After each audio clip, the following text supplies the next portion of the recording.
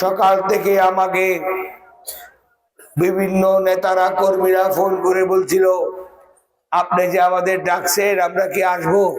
আমি বলছি অবশ্যই আসবেন, আমাদের মা আর আমাদের মাঝে নেই। কোরআন খতম করে আমরা ওনার সাথে দোয়া করব। আমি আজকে আমার যে মনের কথা বলতে চেয়েছিলাম ওটা আমি ভাষা হারিয়ে ফেলেছি। আমি শুধু একটি কথাই বলতে চাই, মা চলে গেছে পরপারে। আমাদের মা, ঘরের মা, আর উনি আমাদের আদর্শিক মা, সারা দেশের মা, বাংলাদেশের মা। উনি আমাদের মুরব্বী। আমাদের আজকে থেকে আমাদের মাথার উপর থেকে একটা ছাতি চলে গেছে। সামনের পথ অনেক কঠিন, সামনে আরো অনেক ষড়যন্ত্র হবে। চুল পড়া অনেক কমে গেছে, থ্যাংক ইউ মা। চুলের ভিটামিন জুই মাল্টিভিটামিন কোকোনাট অয়েল।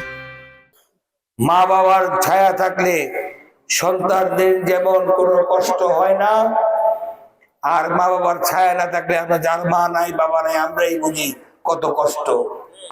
আপনার মা বলবে বাবা তুমি খাইছো, এটাই ডিফারেন্স, এটাই পার্থক্য মা সন্তানের সাথে। আজকে আমরা এতিম, আমরা দোয়া করি আমাদের মা যেন জান্নাতবাসী হয়। আজকে আমাদের মা চলে গেছে, সকলে মার জন্য দোয়া করবেন। আমরা কোরআন খতম করিয়েছি, এই মা আর আসবে না। আমাদের মাকে জায়গায় আল্লাহ জান্নাতবাসী করে এই আশা প্রত্যাশা ব্যক্ত করে আপনারা সকলে কষ্ট করে এখানে উপস্থিত হয়েছেন বলে আমি বিএনপির পক্ষ থেকে, আমার পরিবারের পক্ষ থেকে সারা জীবনের জন্য আপনাদের কাছে কৃতজ্ঞতা প্রকাশ করছি।